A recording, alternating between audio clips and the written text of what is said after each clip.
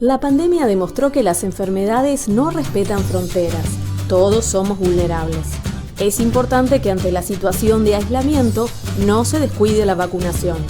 Si dejamos de protegernos, aumenta el riesgo de que aparezcan otras enfermedades para las cuales ya contamos con vacunas. Asegúrate que vos y tu familia tengan las vacunas al día. Consulta con tu médico. La vacunación es esencial. Las vacunas protegen.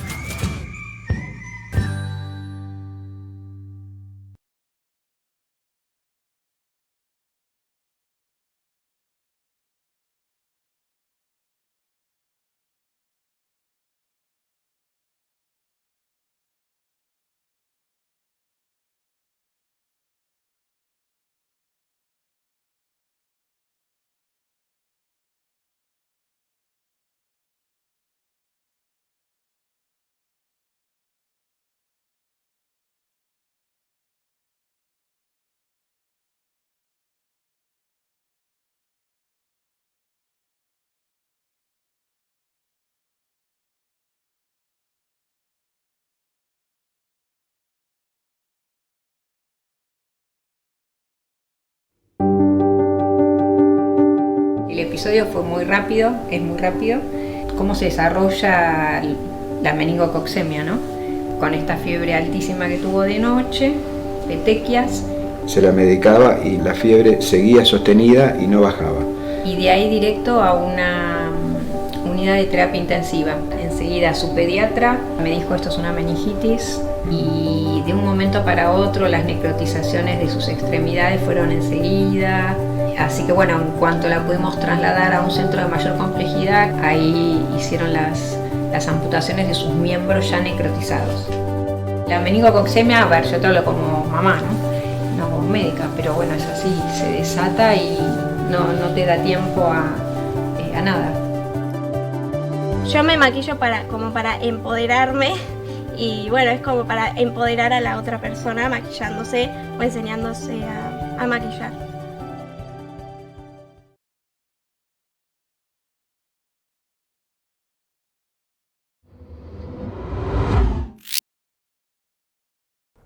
Buenas tardes, es un placer estar con ustedes y participar del 11º Simposio de la Fundación Vacunar 2021. Mi nombre es Gabriela Vidal, soy gerente médica en vacunas para Conosur en GSK Argentina, especialista en enfermedades infecciosas y miembro de la Comisión de Vacunas de la Sociedad Argentina de Infectología. Les quiero dar la bienvenida a este simposio de GSK, cuyo título es Actualización de la enfermedad meningocócica invasiva y pertusis.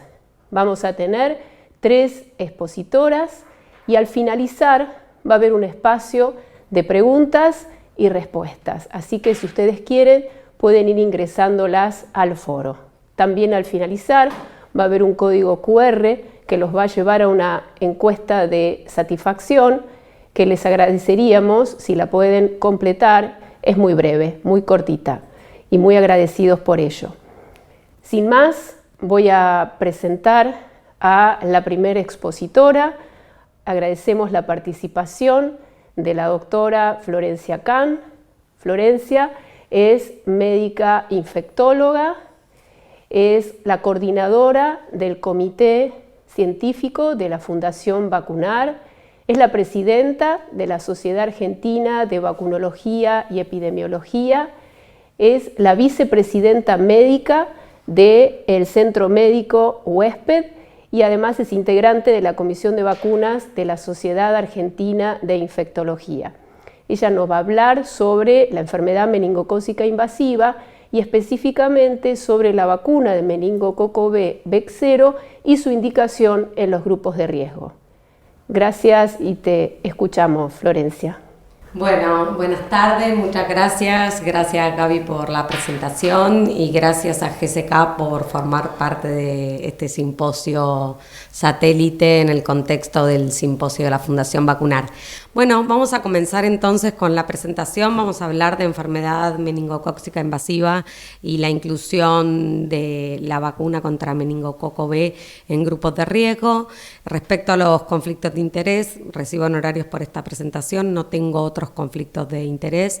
Y vamos a hablar un poco de la bacteria y de la estructura de la bacteria. Ustedes saben que el meningococo, la Neisseria meningitidis, es un diplococo gram negativo que lo que tiene es una cápsula de polisacáridos, que lo que va a determinar esa cápsula es el serogrupo.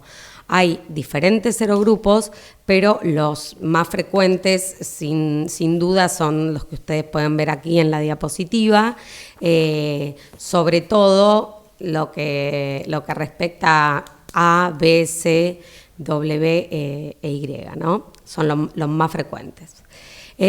Sabemos que la enfermedad meningocócica invasiva es una enfermedad poco frecuente pero muy grave, con un curso rápido en 24 a 48 horas, y también sabemos que tiene una alta mortalidad, que sin tratamiento puede llegar a más del 50%, y con tratamiento, o sea, con el tratamiento antibiótico indicado y oportuno, la mortalidad puede estar entre el 8 y el 15%, con un promedio, una media del 10%, con lo cual estamos hablando de una enfermedad muy grave.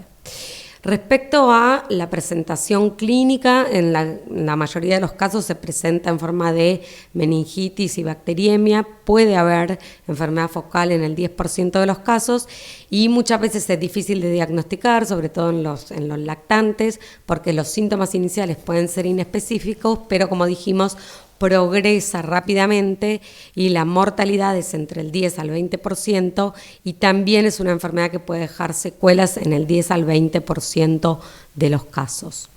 Cuando hablamos de factores de riesgo, podemos separarlos en lo que son factores de riesgo de exposición o factores de riesgo por tener mayor riesgo de desarrollar enfermedad grave.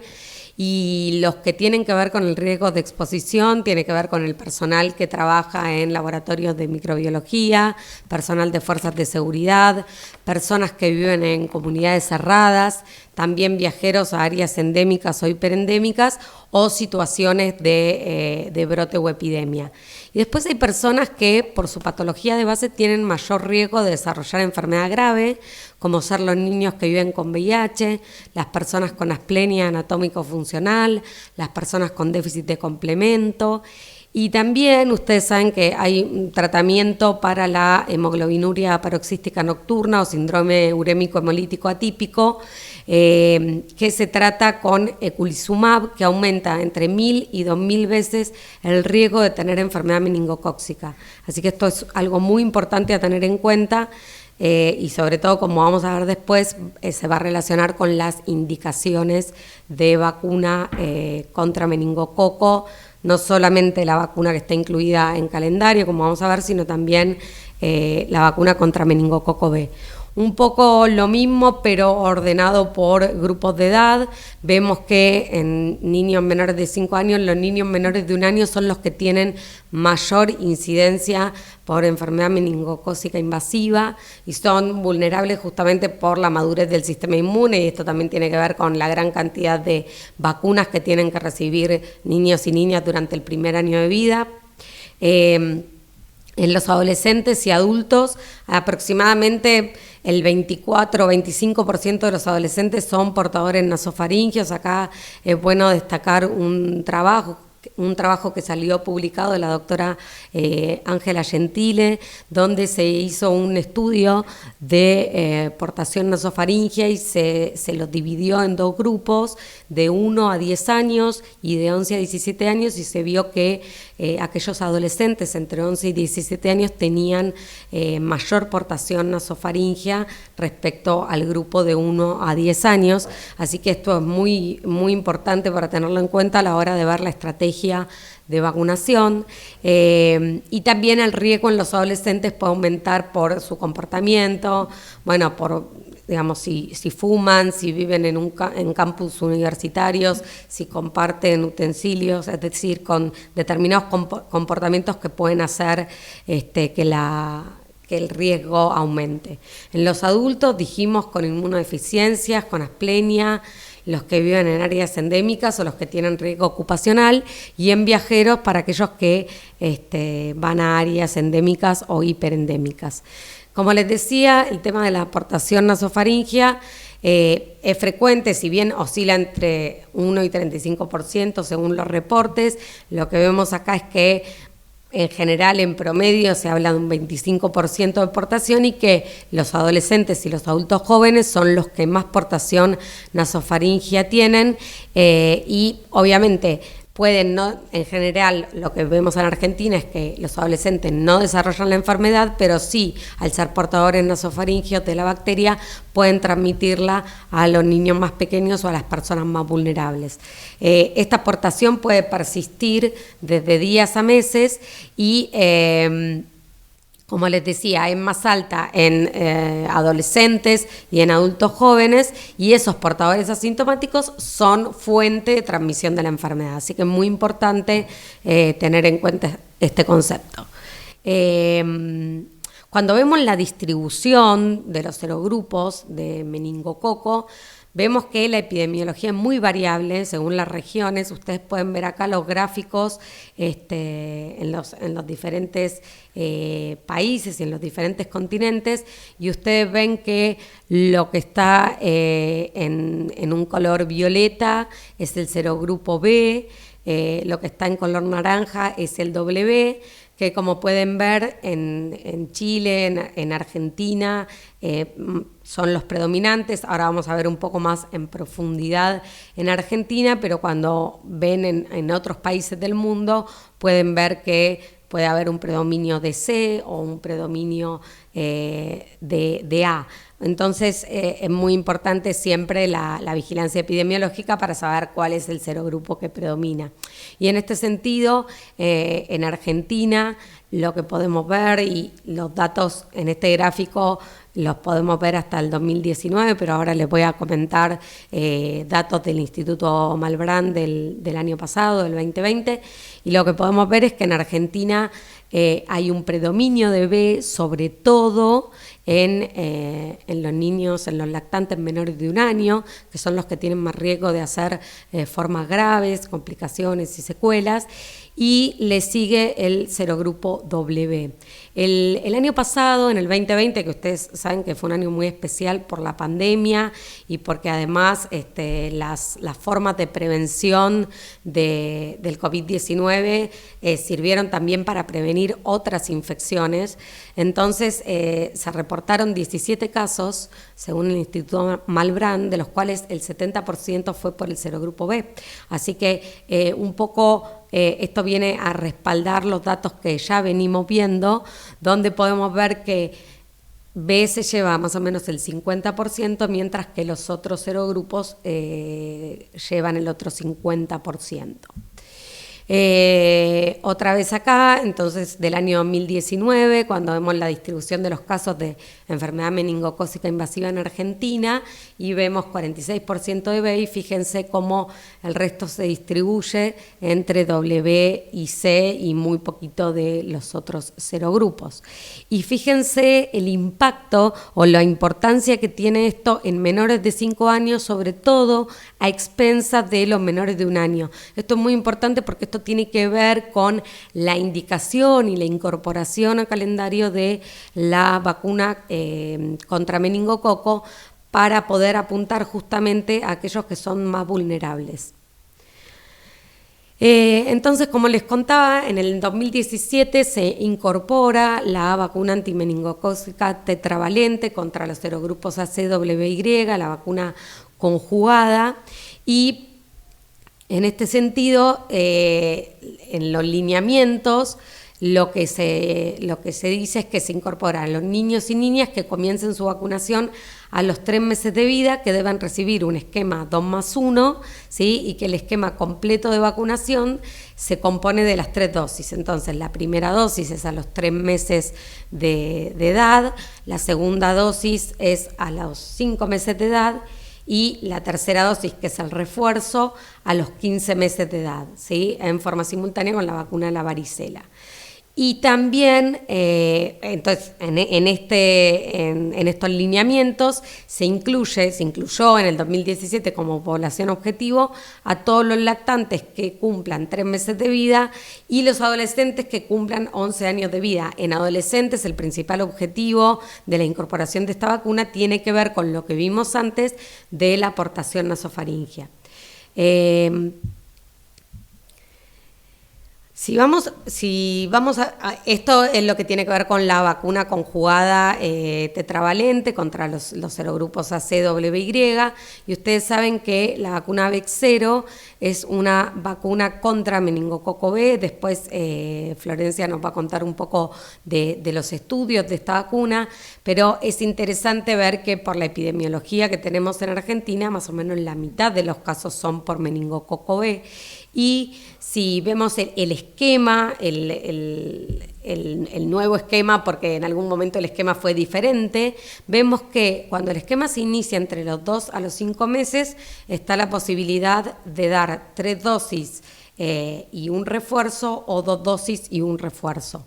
En el caso de que hagamos la inmunización primaria con 3 dosis, tenemos que tener un intervalo entre esas dosis primarias mayor o igual a un mes, ¿sí? Y después se va a dar un refuerzo entre los 12 y 23 meses. En el caso de que el esquema sea de 2 dosis, el intervalo entre esas 2 dosis tiene que ser como mínimo de 2 meses y se va a dar una dosis de refuerzo entre los 12 o 23 meses, siempre dejando pasar 6 meses del esquema primario. Cuando el esquema lo iniciamos entre los 6 y los 11 meses, o entre los 12 y 23 meses, el esquema es de 2 dosis con un intervalo mínimo de 2 meses y tenemos que también dar un refuerzo, ¿sí? Después de los 12 meses, siempre, dejando pasar por lo menos 2 meses desde la serie primaria.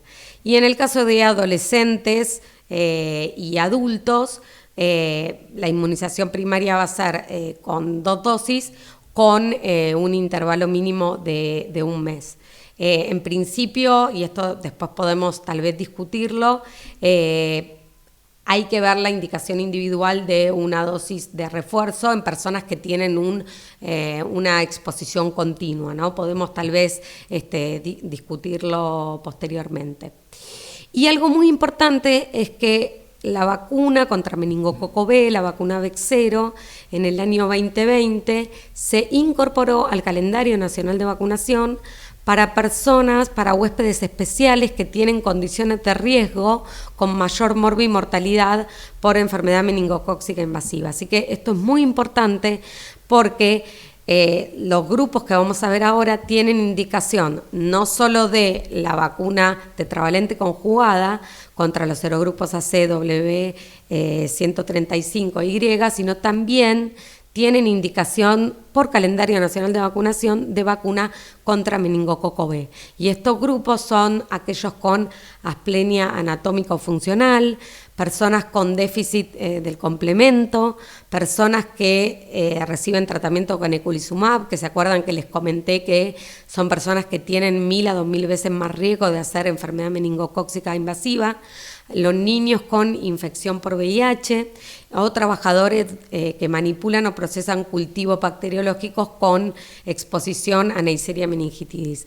Entonces, es muy importante vacunar al 100% de la población objetivo que tengan estas condiciones de riesgo, y también muy importante aclarar que esta es una vacuna que obviamente se puede coadministrar con la vacuna Menveo y que tenemos ya estudios, datos locales de que la coadministración es segura y que no produce mayor reactogenicidad, así que es muy importante tener en cuenta, porque esto por ahí no todos lo saben, de esta incorporación al calendario de la vacuna contra meningococo B para estas poblaciones especiales. Así que como conclusiones podemos decir que la enfermedad meningocócica invasiva es una enfermedad muy grave, aún con el tratamiento oportuno, que los serogrupos W y B son los más frecuentes en Argentina, que la vacuna tetravalente conjugada está incluida en el calendario nacional de vacunación para lactantes entre 3, 5, para lactantes a los 3, a los 5 y a los 15 meses de vida, y en los adolescentes a los 11 años, sobre todo por el tema de la aportación nasofaringea, y que la vacuna contra el serogrupo B está incluida en el calendario para los huéspedes especiales. Sí aclarar que la vacuna contra el serogrupo B no tiene un impacto en la aportación nasofaringea, pero es muy importante que aquellas personas que forman parte de los grupos de riesgo la reciban en forma gratuita porque está incorporada al calendario. Muchas gracias por su atención. Bueno, muchas gracias, Florencia. De esto podemos sacar, ya lo reforzó ella en sus conclusiones, que la enfermedad meningocócica invasiva es una enfermedad de baja frecuencia, pero que tiene un alto impacto social por su morbilidad y mortalidad, y que los serogrupos prevalentes en nuestro país son el B y el W, y fundamentalmente en el grupo de más vulnerable como grupo etario, en los menores de 5 años y especialmente los menores de 1 año, el serogrupo B es el prevalente. A continuación vamos a escuchar ahora a la doctora Florencia Nosita. La doctora es asesora médica en vacunas para CONOSUR en GSK Argentina, y ella se va a referir específicamente a los datos de la vacuna Bexsero en la vida real. Más allá de los datos del desarrollo clínico de la vacuna, ahora vamos a ver qué es lo que sucede en la vida real, en el mundo real. Te escuchamos, Florencia. Bueno, muchas gracias, Gabriela. Buenas tardes a todos. Como decía recién Gaby, vamos a hablar de lo que es la experiencia en el mundo real de Bexsero. Para empezar, sabemos que Bexsero es una vacuna que tuvo mucho tiempo su desarrollo, llegó a ser desde hasta 15 años, hasta el 2013, cuando fue que realmente se llegó a aprobar esta vacuna, pero llevó mucho tiempo su desarrollo porque es una vacuna que se tuvo que hacer por vacunología reversa, una técnica que no se había utilizado previamente en el desarrollo de vacunas, y por lo tanto, como vemos acá, 15 años fueron lo que se tardó para lograr tener esta vacuna para el meningococo B. Entonces en el 2013 fue cuando se aprobó por la EMA, y se aprobó con un esquema de 3+1 a partir de los 2 meses de edad, y 2 años más tarde también fue aprobada por la FDA. En este caso es para adolescentes de 10 a 25 años que fue esa aprobación. Pero más allá de esto, lo importante también en este año, en el 2015, es que fue la primera incorporación de esta vacuna en un calendario nacional de inmunización, que en este caso fue en el calendario de Reino Unido. Se incluyó para todos los lactantes a partir de los 2 meses de edad con un esquema, en este caso, que fue de 2+1. Después, más adelante lo vamos a ver en la presentación.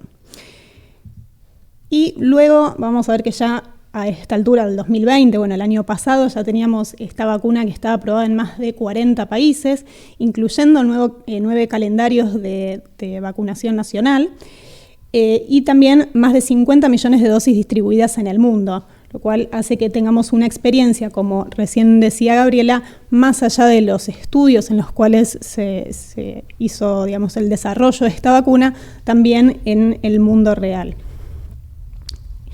Y hablando un poco más de algo local también, actualmente lo que tenemos en el último año, que fue en el 2020, fue la aprobación tanto en la Unión Europea como también en Argentina del esquema 2+1 a partir de los 2 meses de edad. Y por otro lado, como recién nos decía Florencia, la inclusión en huéspedes especiales también en el calendario nacional de vacunación. Entonces, recién estábamos viendo esto, ya nos lo mostró recién Flor, así que no vamos a entrar en detalle de nuevo en cada uno de estos esquemas, pero sí recordar un poquito y por ahí de una manera un poco más visual cuáles son las distintas opciones disponibles, porque sabemos que al no ser una vacuna que se encuentra, exceptuando en los huéspedes especiales, en el calendario, los chicos pueden llegar, o incluso adultos en cualquier edad, y esto genera muchas veces que en el momento de la indicación se generan algunas confusiones o que sea un poco más complejo que las vacunas que sí tenemos en el calendario. Primero, remarcar esto que dijimos recién, a partir de diciembre del año pasado, del 2020, hubo un cambio en el prospecto de Bexero en el cual, a partir de ese momento, la indicación del esquema 2+1 se aprobó a partir de los 2 meses de edad. Previamente, el esquema 2+1 solamente podíamos utilizarlo a partir de los 3 meses. Actualmente, desde la edad mínima, que son los 2 meses, se puede utilizar este esquema y también de forma alternativa se puede utilizar el esquema 3+1. Pero entonces, como para repasar un poco esto, que era lo que nos decía recién Florencia, lo que nos tenemos que basar prácticamente como más importante en cuando llega un paciente que le tenemos que indicar Bexero es en el momento que se da la primera dosis. Entonces, si viene un paciente entre los 2 y los 5 meses de edad, dijimos que tenemos 2 opciones. La opción del esquema 3+1, recordando que en este caso el intervalo de las dosis primarias tiene que ser de 1 mes, y opcionalmente tenemos el esquema también 2+1, ¿sí?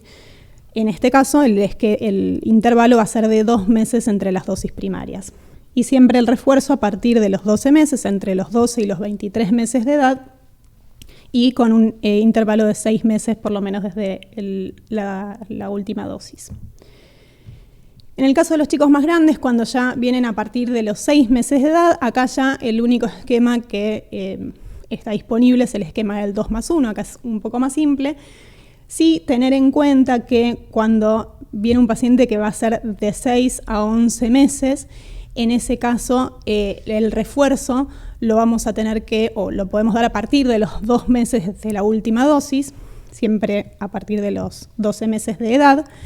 Y en los chicos un poquito más grandes, y ya a partir de los 12 meses y entre los 12 y los 23 meses, recordar que el esquema, si bien va a ser 2+1, el refuerzo va a ser con un intervalo de 12 a 23 meses desde la última dosis. Es decir, voy a tener que esperar 1 año aproximadamente desde la última dosis que se le dio a ese chico.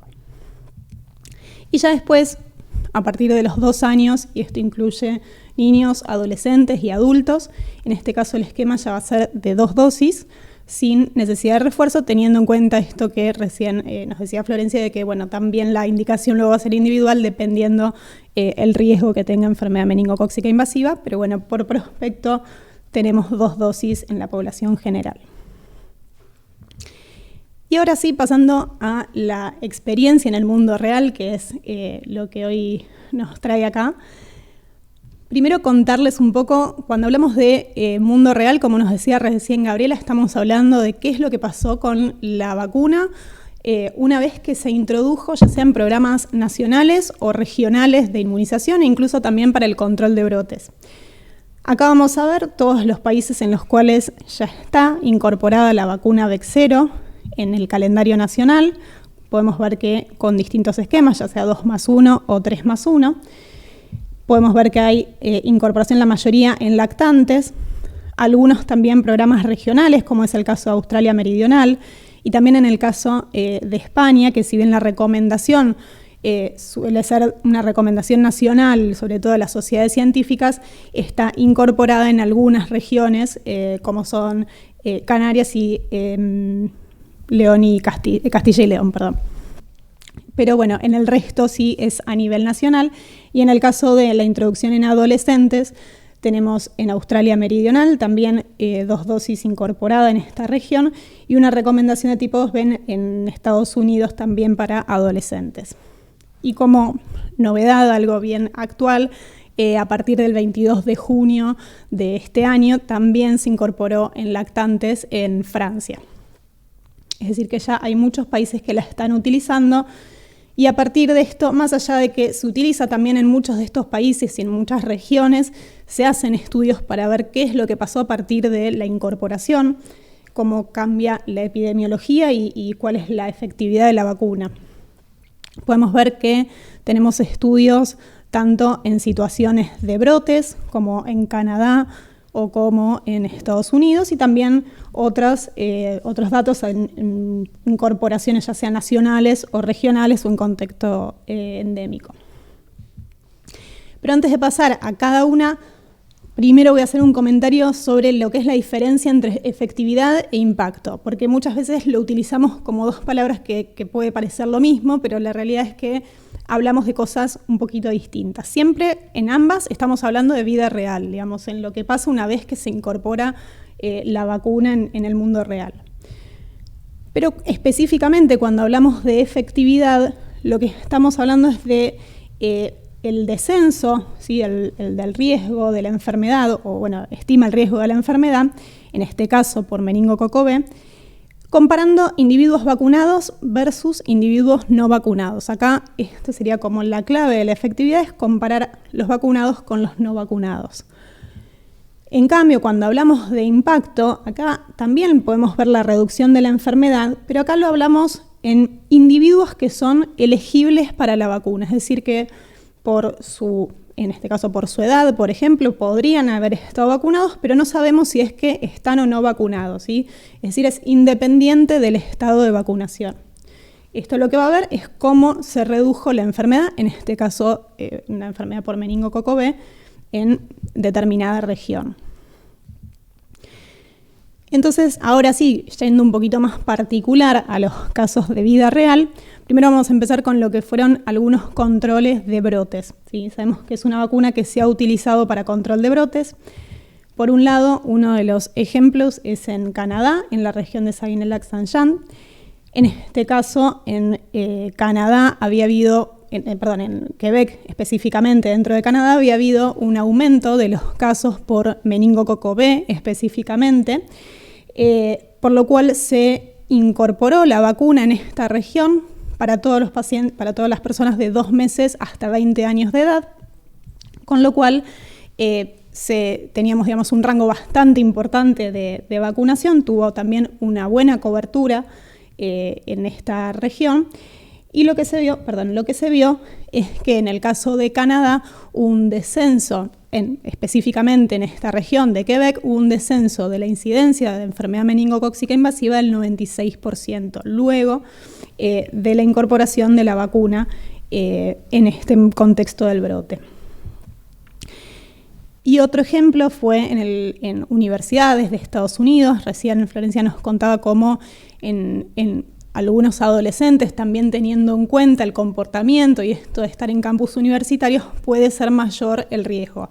Si bien en nuestro país no lo vemos, sí se ha visto en otros países, en este caso en Estados Unidos, en ciertas universidades se han visto brotes, específicamente por enfermedad meningocócica invasiva del grupo B, y acá lo que vemos en estos, digamos, si bien fueron en 7 universidades, hay 3 universidades que publicaron los datos de qué pasó luego de la vacunación de estos adolescentes con la vacuna Bexsero, y lo que se vio es que en estas 3 universidades que se habían publicado los datos no había habido casos luego de la vacunación.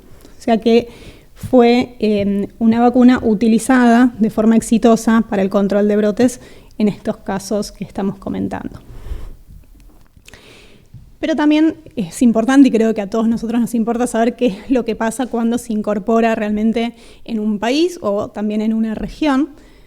Y ahora vamos a ver 2 casos. Por un lado, el de Reino Unido, que como yo les decía, fue el primer país que la incorporó, y después vamos a ver también qué pasó en Italia. En primer lugar, en Reino Unido, como les comentaba antes, la vacuna se incorporó para todos los lactantes a partir de los 2 meses de edad en el 2015. Ellos la incorporaron con un esquema 2+1, ¿sí? Como podemos ver acá, a los 2, 4 y 12 meses. Como era coadministrada con las vacunas de rutina, se recomendaba a los padres que administrar paracetamol profiláctico, esto en el caso de las dosis 1 y 2, para disminuir sobre todo el efecto que tiene de la fiebre. Y lo que se vio es que, podemos ver acá en la línea punteada, este era el número de casos pronosticados en ausencia de la enfermedad. ¿Sí? Ellos hicieron como la tendencia esperada, que era lo que esperaban que suceda sin haber incorporado la vacunación. Esto teniendo en cuenta los casos de enfermedad específicamente por serogrupo B en menores de 5 años. Y lo que pasó realmente luego de la introducción en septiembre de 2015 fue que el número de casos observados fue de un 75% menos, es decir, la enfermedad por meningococo B se redujo en un 75%, es decir, tuvo un impacto del 75%. Y también les dije que les íbamos a comentar de Italia. En Italia actualmente está incorporada desde el 2017 la vacuna a nivel nacional, pero previo a la incorporación nacional se incorporó en 2 regiones, ¿sí?, que vamos a ver acá. Por un lado, se incorporó en la región de la Toscana en el 2014. En este caso se incorporó con un esquema 3+1 a los 2, 4, 6 y 12 meses. Y en Véneto, otra región, se introdujo en el 2015, pero acá con un esquema 2+1. Pero sobre todo, más allá de la diferencia de los esquemas, se incorporó en Véneto bastante más tardíamente, ¿sí?, sobre todo porque se empezaba a los 7 meses de edad. Teniendo en cuenta esto que hablábamos de cómo la enfermedad tiene mucha mayor incidencia en los menores de 1 año. ¿Qué es lo que se vio en este estudio que se hizo en ambas regiones de Italia? Por un lado, se comparó la efectividad en ambas regiones. Y lo que se vio es que la efectividad, tanto para la Toscana como para Véneto, había sido alta, el 93% y el 91%. Recordemos que cuando hablamos de efectividad, entonces hablamos de vacunados versus no vacunados, y por lo tanto estamos hablando de la vacuna en sí, de cómo es justamente la efectividad de la vacuna. Y por otro lado, también en estas regiones se midió el impacto. Y acá lo que se vio es que el impacto en la región de Véneto, que es la que vemos en azul, fue del 31% comparado con el 68% en Toscana. Es decir, en la región que se había incorporado más tardíamente, con este esquema que empezaba a los 7 meses de edad, fue mucho menor el impacto que generó en la población. Esto lo que nos demuestra es la importancia de la vacunación temprana contra la enfermedad meningocócica por el serogrupo B. Como veíamos recién que nos mostraba Florencia, a los menores de 1 año es a los que más afecta, a los que además también es más grave y con mayor mortalidad. Y acá puede verse en este estudio que ha demostrado cómo el impacto cambia, ¿sí?, cuando hablamos de una incorporación más temprana, comparándolo con una incorporación más tardía. Si bien eran lactantes, era ya a partir de los 7 meses de edad. Y lo último es recordar, cuando hablamos de impacto, estamos hablando de la estrategia más, ¿sí? Acá podemos ver el cambio de estrategia ya, cómo generó distinto impacto. Otra de las experiencias que tenemos con Bexsero en el mundo real es, en este caso, en Portugal, en un contexto endémico. En Portugal se hizo un estudio de casos y controles para evaluar la efectividad de Bexsero, justamente como les decía, en un contexto endémico. En Portugal, en ese momento, cuando se hizo el estudio, que fue de 2014-2019, no estaba incluida Bexsero en el calendario nacional, pero sí era fuertemente recomendada por las sociedades científicas. Por lo tanto, y ellos tienen un buen sistema como de vigilancia, por eso se podía ver que la cobertura nacional era de 47%, por más de no estar incluida en el calendario. Y también importante destacar que en Portugal predomina el serogrupo B también en cuanto a la enfermedad meningocócica invasiva. En este estudio, como yo les decía, que es de casos y controles, los casos eran aquellos que habían tenido un diagnóstico de enfermedad meningocócica invasiva por el serogrupo B, con una edad entre 2 meses, 2,4 meses y 18 años. Y los controles eran diagnósticos que no tenían que ver con esta enfermedad. En el caso de Portugal, lo que se demostró fue una efectividad de la vacuna del 79%, ¿sí? Esto, obviamente, teniendo en cuenta, como decíamos antes, lo que es enfermedad meningocócica invasiva por serogrupo B, tanto para lactantes como para niños de este país. A partir de esto, lo que pasó fue que luego Portugal introdujo Bexsero en el calendario nacional a partir de octubre de 2020, desde los 2 meses de edad, posterior a este estudio que comentamos. Otro estudio no menor, acá ya vamos a ver algo también importante, que es lo que tiene que ver con portación, es el estudio que se hizo en Australia Meridional. En este caso ya también fue algo regional, en una región de Australia, del sur de Australia. Se hizo un estudio que se denominó Be Part of It. Es un estudio en el cual el objetivo, más allá de ver qué era lo que pasaba con la enfermedad, era también ver la aportación, qué pasaba con la aportación nasofaringia de los adolescentes que se vacunaban antes y después de la vacunación. En este caso se incluyeron estudiantes de entre 15 y 17 años, eran estudiantes que iban a distintas escuelas estatales y el estudio se realizó entre 2017 y 2018. Como les decía, se realizaba un hisopado previo a la vacunación y posterior a la vacunación para ver qué era lo que pasaba con el estado de portación. Y se dieron 2 dosis, ¿sí? Porque eran adolescentes. Lo que se vio en este estudio, que es sumamente importante, es que no hubo diferencias estadísticamente significativas entre el grupo vacunado y el no vacunado. ¿Qué quiere decir esto? Que Bexsero lo que tiene es un efecto directo. Al que vacuno es al que quiero proteger, pero no voy a generar un descenso en la aportación nasofaringia y por lo tanto no genera un efecto indirecto. Como les decía, esto lo que subraya es la importancia de vacunar a los grupos vulnerables. También en este estudio lo que se vio era qué pasaba con la incidencia, ¿no? Obviamente, de meningococo B, y lo que vieron es que hubo una reducción significativa. Acá también vamos a ver en la línea punteada lo que es la incidencia esperada y en la línea naranja vemos lo que pasó luego de que se empezó a hacer este estudio entre 2017 y 2018. Fíjense que con una cobertura alta del 88% y se vio, como se puede ver acá, el 71% fue la reducción de la enfermedad meningocócica por serogrupo B. Y además también lo que se vio es que no hubo casos en vacunados hasta la fecha, con lo cual la efectividad en este caso es del 100%. Y como les contaba al principio, bueno, luego también de este estudio también se incorporó en esta región, en este caso se incorporó para lactantes y para adolescentes, en el 2019 en Australia Meridional.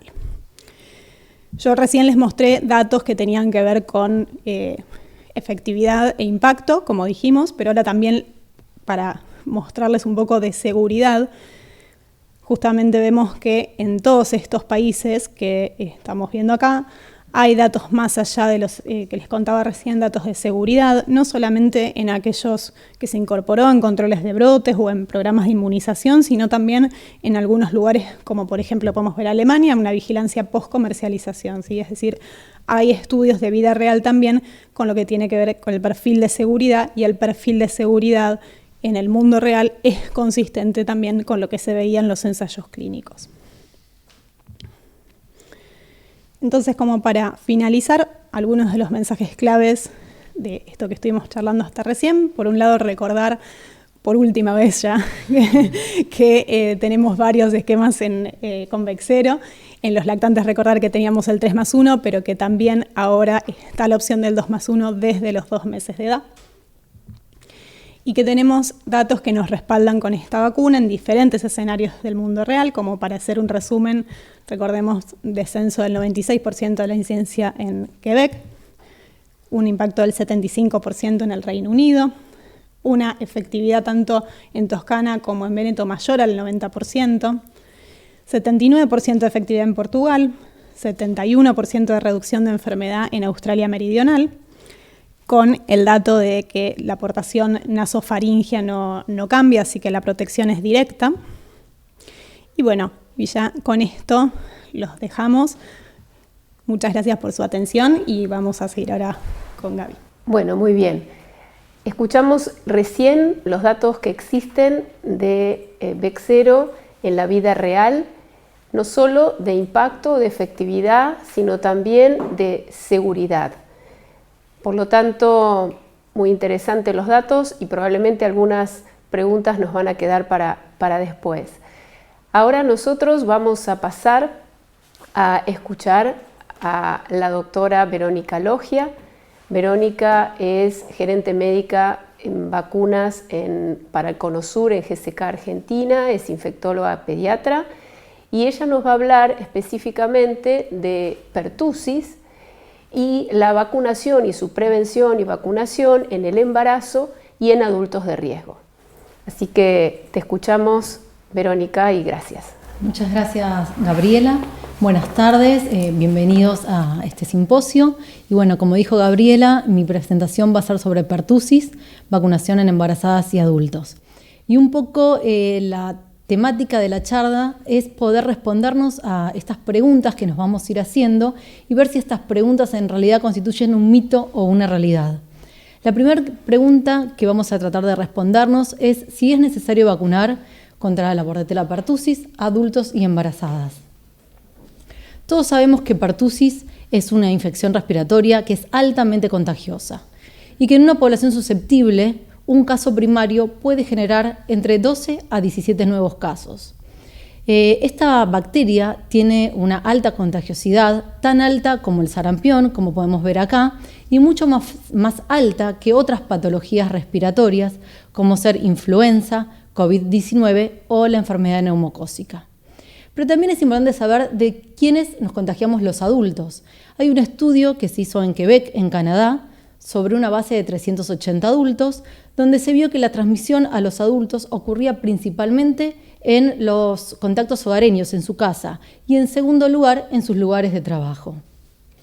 Sabemos que en los adultos esta enfermedad, la enfermedad por pertusis, que también solemos llamar tos ferina, tos convulsa o coqueluche, es habitualmente no identificada, mal diagnosticada y no reportada. Esto sabemos que básicamente se da por unos 4 factores. El primer factor es por una percepción errónea. Uno en general percibe que la Bordetella pertussis o la tos convulsa es una enfermedad exclusivamente de la infancia y que los adultos no tienen posibilidad de contagiarse con esta bacteria. El segundo punto es que en general los síntomas o las manifestaciones clínicas que se dan en los adultos son atípicas. Los adultos no suelen tener la clásica fiebre o la tos que es bastante característica que tienen los niños, que es esa tos con replace inspiratorio. Entonces sabemos que los adultos habitualmente solo tienen tos crónica de más de 2 semanas de evolución.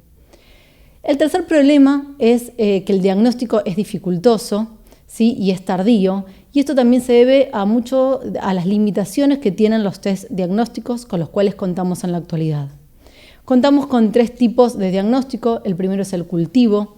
El cultivo es el gold estándar para esta patología, tiene una alta especificidad, pero una baja sensibilidad. ¿Y por qué? Porque en general el cultivo sirve cuando el paciente o el adulto tiene menos de 2 semanas de evolución de la tos. Después tenemos la PCR, que tiene una mayor sensibilidad que el cultivo, que en general es de elección, pero también es de elección cuando la tos tiene entre 2 y 3 semanas de evolución. Y por último, tenemos la serología, que en general es lo más usado, porque se usa en las fases más tardías, ¿sí? De la infección, cuando ya el paciente viene con más de 3 semanas de evolución de la tos. Y en cuanto a la serología, lo que medimos son anticuerpos antitoxina pertúsica, pero tener en cuenta que estos anticuerpos no vamos a poder diferenciar, que estos anticuerpos sean los producidos por una infección natural o los producidos por vacunación. Por eso tenemos que tener cuidado si dosamos estos anticuerpos en algún adulto que se vacunó en el último año. Entonces, por el momento, sabemos que al momento que la mayoría de los adultos busca una asistencia o consulta a un médico, ya estamos con más de por lo menos 2 a 3 semanas de evolución, o sea, ya llegamos tarde para la ventana de tiempo para hacer diagnóstico por cultivo y PCR y solo nos queda la serología. También sabemos que la vigilancia en este tipo de enfermedades a veces no es la más adecuada y sabemos que no todos los países cuentan con un sistema de notificación obligatoria para esta patología. Y ya podemos inferir que la carga real de esta enfermedad es subestimada. Esto ya lo decía la Organización Mundial de la Salud en el año 2008, donde en realidad fueron reportados oficialmente a la OMS 148.000 casos, pero la Organización Mundial decía que estimaba que para ese mismo año en realidad ocurrieron 16 millones de casos de tos convulsa. Y esto lo podemos ver reflejado en este slide donde muestra diferentes estudios que se realizaron en 4 países, concluyendo en realidad estos estudios que la carga o la incidencia de tos ferina, la carga real, es sustancialmente mayor que la carga o la incidencia reportada o informada. Y esto lo vemos acá en Estados Unidos, por ejemplo, en un estudio que se hizo entre el 2006 y el 2010, donde las tasas estimadas fueron de 42 a 105 veces mayores que las tasas que realmente recibieron atención médica, ¿sí?, del informado. También podemos ver en Dinamarca otro estudio que se hizo entre el 2006 y el 2008, en este caso en una corte de entre 19 y 72 años, donde también se vio que el número real fue 4.600 veces más que el número reportado. Lo mismo sucedió en Polonia entre el 2006 y el 2010. Acá en Polonia se dividió en 2 grupos entre los pacientes que tenían, entre la población que tenía 65 a 69 años y los mayores de 70, y también se vio que fueron 167 veces más el número real que el reportado y 79 veces más para el grupo de mayores de 70 años. Y el último estudio fue el de China, que es el más actual, que se realizó entre el 2010 y el 2012, donde también se vio en el grupo entre 15 y 69 años que fue 43 veces más el número real que lo reportado. Entonces, nos hacemos otra pregunta más y al final respondemos las 2 juntas, si es necesario dar refuerzos más allá de la infancia para esta enfermedad por Bordetella pertussis. Sabemos que el sistema inmunológico cambia a lo largo de la vida de un individuo. En los recién nacidos, el sistema inmunológico es inmaduro y por eso los deja en riesgo y es el periodo más vulnerable y susceptible para adquirir infecciones que podemos prevenir con la vacunación. Luego, el sistema inmunológico en la niñez y en la adultez se va desarrollando, generando una mayor respuesta inmunológica, pero sabemos que también nuestro sistema inmunológico se va debilitando gradualmente, ¿sí? Y con la edad, el sistema inmunológico, como envejece. Este fenómeno natural se denomina inmunosenescencia. Entonces, cuando llegamos a los adultos mayores, estos vuelven a tener riesgo de adquirir una infección por una enfermedad, que en este caso podemos prevenir con la vacuna, como la tos ferina. También sabemos que la inmunidad para Bordetella pertussis no dura durante toda la vida. Sabemos que tanto la inmunidad por una infección natural como por vacunación disminuye entre los 4 y los 12 a los 20 años. Por eso, los adolescentes y los adultos susceptibles juegan un rol fundamental para la transmisión de esta patología a los grupos más vulnerables. Los grupos más vulnerables son los menores de 6 meses, principalmente los menores de 3 meses, que aún no pudieron recibir vacuna o el esquema completo, entonces son los que van a tener mayor complicación, mayores hospitalizaciones y muerte en comparación con otros grupos etarios. Pero también nos interesa saber cuál es la fuente de transmisión a estos lactantes.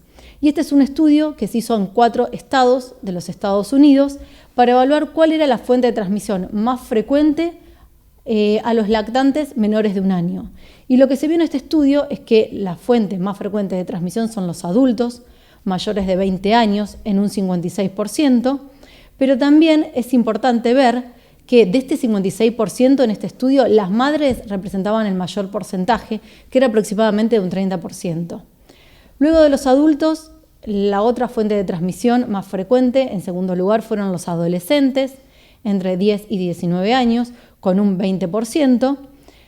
Luego los niños, entre 0 y 4 años, con un 17%, y luego los niños entre 5 y 9 años, con un 7%.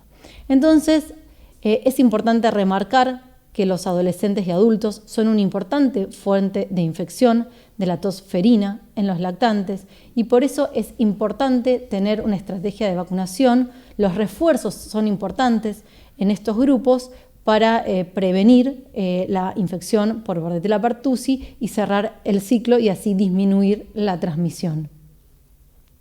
Entonces, ahora nos vamos a responder las 2 preguntas. La primera, que si era necesario vacunar contra la tos ferina a embarazadas y adultos, y la segunda es si es necesario dar refuerzos más allá de la infancia. Esto es una realidad, ¿sí? La vacuna contra la tos ferina se puede utilizar para brindar protección durante todas las etapas de la vida, recordando que los anticuerpos disminuyen entre los 4 y los 12 a los 20 años. La segunda pregunta que nos vamos a tratar de ver si es un mito o una realidad es la afirmación que dice que la Bordetella pertussis no produce enfermedad grave en adultos. Para estos les voy a mostrar 3 estudios de vacuna de Bordetella pertussis relacionada a adultos. El primer estudio que les voy a mostrar es un estudio que se realizó en el sur de Australia entre julio del 2008 y diciembre del 2009. Son historias clínicas que se recolectaron de todo lo que se reporta al Sistema Nacional de Vigilancias de Enfermedades Notificables del sur de Australia. Durante estos 18 meses se notificaron a este sistema alrededor de 6.000 casos de tos ferina, de los cuales 241 requirieron hospitalización. Entonces, de estos 241 que requirieron hospitalización, se dividieron por grupos etarios, ¿sí? Para ver cómo era la tasa de hospitalización en estos diferentes grupos de edad. Como vemos, las mayores tasas de hospitalización ocurrieron en niños menores de 1 año, y esto es lo que ya sabemos y lo que sucede habitualmente y está en la literatura. Luego, la tasa de hospitalización empezó a disminuir para empezar a aumentar gradualmente a partir de los 45 años. Como podemos ver acá, encontrándose en este estudio que el segundo grupo etario más afectado, luego de los menores de 1 año, eran los mayores de 75 años. Este es otro estudio que les voy a mostrar. Este es un estudio que se hizo en 7 hospitales de los Estados Unidos que pertenecen al Sistema Nacional de Enfermedades Emergentes, y este estudio se llevó a cabo entre el 2011 y el 2015, y lo que se vieron también fueron historias clínicas para ver qué afección subyacente tenían los pacientes que habían adquirido o habían sido hospitalizados por una infección por Bordetella pertussis. Y lo que se vio es que a este sistema de notificación durante estos 4 años fueron alrededor de 16.000 casos de tos ferina, de los cuales alrededor de 130 fueron en adultos mayores de 20 años, y de esos tomaron los adultos mayores de 65. Como ven, fueron 41 los que se hospitalizaron. Y de esos, el 90% de estos adultos hospitalizados por pertussis tenían al menos una infección subyacente o una comorbilidad. Obesidad representó el 40% de estos adultos tenía obesidad, diabetes un 38%, pero podemos ver como asma, EPOC y ser fumador también representó el 30% de estos adultos hospitalizados por pertussis. Y el último estudio que les muestro es un estudio que se realizó también en Nueva Gales, en Australia, en el sur de Australia, entre enero del 2006 y diciembre del 2008. Este estudio se realizó para evaluar incidencia de tos ferina en 3 grupos etarios: el grupo entre 45 y 64 años, el grupo entre 65 y 74 años y los mayores de 75 años, y evaluó incidencia de tos ferina y incidencia de hospitalización. Como podemos ver acá, la incidencia de tos ferina fue similar en los 3 grupos etarios, pero si prestamos atención a la hospitalización, la incidencia de la hospitalización fue de 4 a 6 veces más en los grupos de mayor edad, comparados, o sea, los mayores de 65 años, comparado con el grupo entre 45 y 64. Y si vemos, el grupo de mayor de 75 años fue el que mayor incidencia de hospitalización tuvo, con un porcentaje de aproximadamente un 12%. Entonces, para respondernos si esto es un mito o una realidad, la Bordetella pertussis no produce infección grave en adultos. Sabemos que es un mito, porque de acuerdo a lo que les mostré, la evidencia reciente sugiere que en presencia de condiciones subyacentes o comorbilidades, la tos ferina puede conducir a la exacerbación de esa comorbilidad y también resultar en mayor necesidad de hospitalización y atención médica, con lo que esto conlleva en costos de salud. Y ahora, pasando allá a embarazadas, ¿sí? Otra de las preguntas que nos hacemos, que también esta pregunta la hicimos al principio, pero vamos a ver realmente si es necesario vacunar embarazadas y cuál es el objetivo de vacunar a estas mujeres. Sabemos que nuestro calendario nacional de vacunación incluye vacunas para la etapa del embarazo y también para la etapa del puerperio. Una de las vacunas que incluye nuestro calendario nacional de inmunización para embarazadas es la vacuna triple bacteriana acelular, que protege contra difteria, tétanos y tos ferina, coqueluche o pertussis. El objetivo de inmunizar a la mamá es proteger tanto a la madre como al feto durante el embarazo y también proteger al recién nacido durante las primeras semanas luego del nacimiento y los primeros meses, que como ya dijimos es el periodo más vulnerable o más susceptible a contraer enfermedades infecciosas.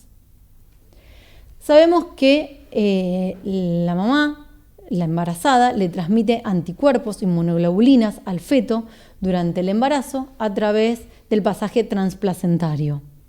Y sabemos que esos anticuerpos nos van a ayudar o van a proteger al bebé durante los primeros meses de vida hasta que el bebé pueda empezar a recibir las vacunas, o sea, hasta los 2 meses, y ahí el niño haga anticuerpos ya inducidos, propios, inducidos por la vacunación.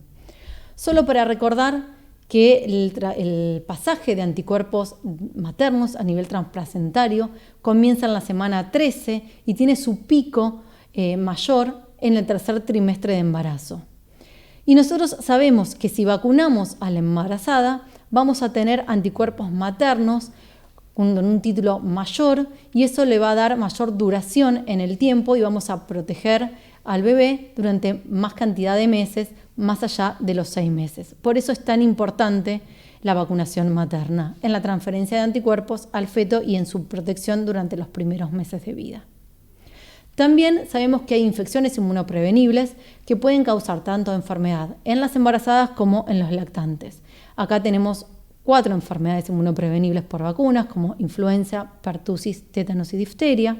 Sabemos que, por ejemplo, en la embarazada, influenza se asocia a enfermedad severa y también sabemos que, por ejemplo, en los neonatos se encuentran en alto riesgo de padecer enfermedad severa por pertussis, tétanos, difteria y también por influenza. Entonces, ¿es necesario vacunar embarazadas? Sí, esto es una afirmación y esto es una realidad. La vacunación materna beneficia tanto a la madre como al bebé, sobre todo en los primeros meses, que es el periodo más vulnerable. Otra pregunta que nos hacemos, a ver si es mito o realidad, es: ¿no hay lineamientos claros para vacunar embarazadas? Sabemos que diferentes organismos, tanto nacionales como internacionales, hoy recomiendan la inmunización materna.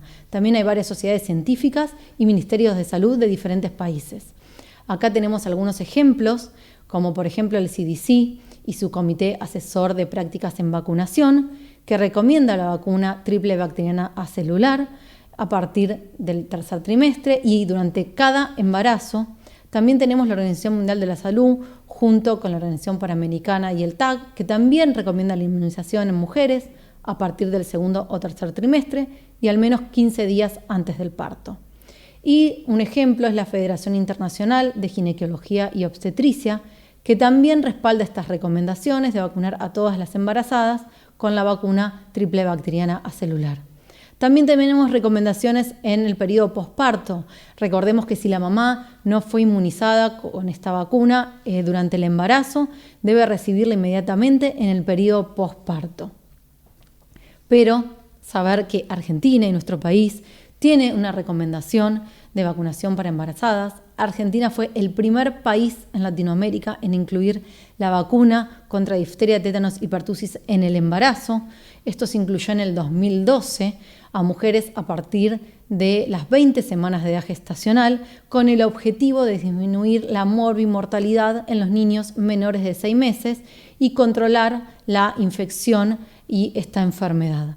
En el 2016 hubo una nueva recomendación o una modificación, mejor dicho, a la recomendación que se había hecho en el 2012 y se recomendó vacunar con la vacuna triple bacteriana celular en cada embarazo, independientemente de la edad que tenga la mamá, de los antecedentes de vacunación con esta vacuna u con otras vacunas que contengan componente antitetánico y del tiempo transcurrido entre el embarazo anterior y este embarazo, y siempre a partir de la semana 20 de embarazo.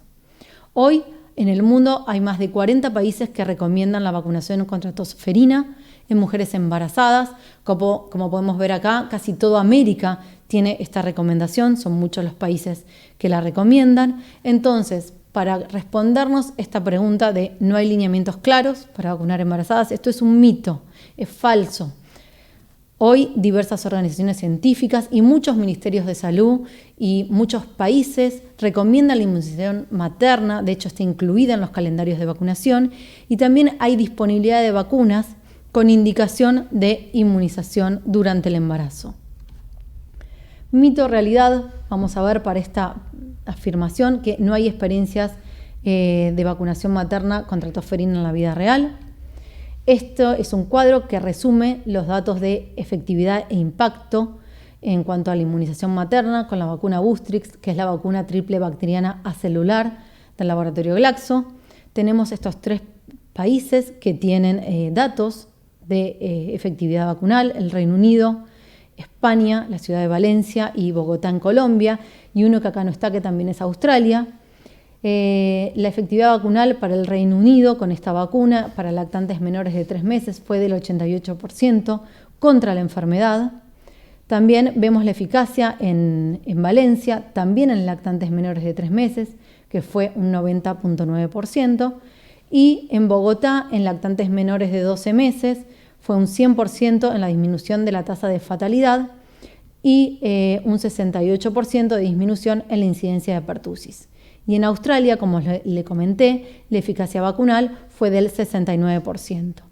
Pero nosotros tenemos mucha experiencia en nuestro país y tenemos estudios, recordando que en nuestro país las vacunas contra tosferina tienen una historia de incorporación.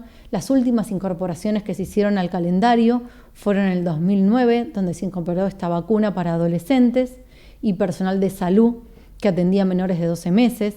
En el 2011 se incorporó la vacuna triple bacteriana celular en los convivientes de los recién nacidos de menos de 1.500 gramos y en el 2012 se incorporó en embarazadas.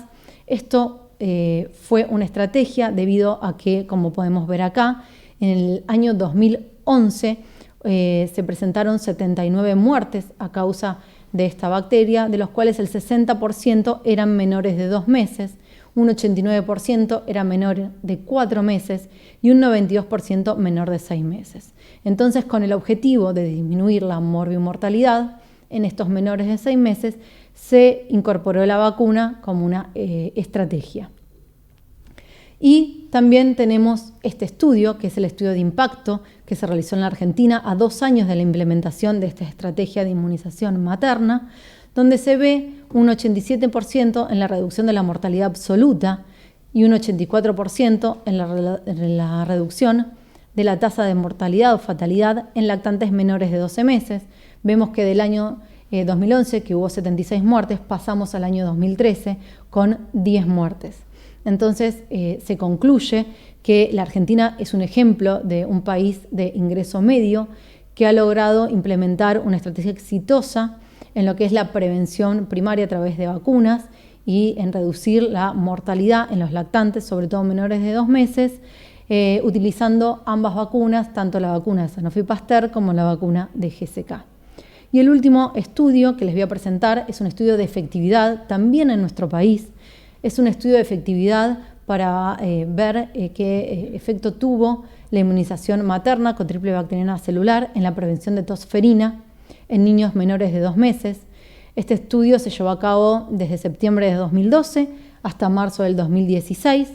Es un estudio multicéntrico que se hizo en varias provincias, de las cuales participó Buenos Aires, Neuquén, Salta y Jujuy, y Tucumán, fue un estudio pareado de casos y controles, donde se evaluó la efectividad de la vacunación en embarazadas con esta vacuna para disminuir la tosferina en lactantes menores de 2 meses, con una efectividad vacunal de un 80.7%.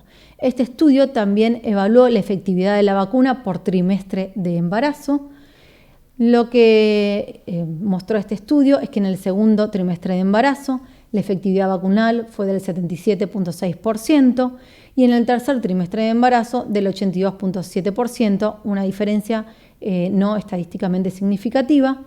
Lo que concluye este estudio es que la vacunación con la vacuna triple bacteriana acelular durante el embarazo es efectiva en la prevención de tosferina en los lactantes menores de 2 meses de edad, con una eficacia similar si se administra tanto en el segundo como en el tercer trimestre de embarazo, recordando que la recomendación de nuestro país es aplicar la vacuna en el segundo trimestre a partir de las 20 semanas de edad gestacional.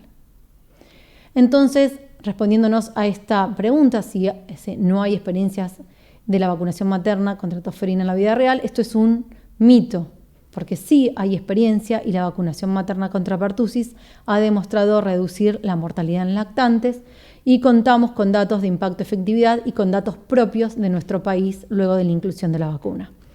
Y la última pregunta que nos vamos a hacer es, ¿las vacunas son seguras en el embarazo? ¿Esto es un mito o una realidad?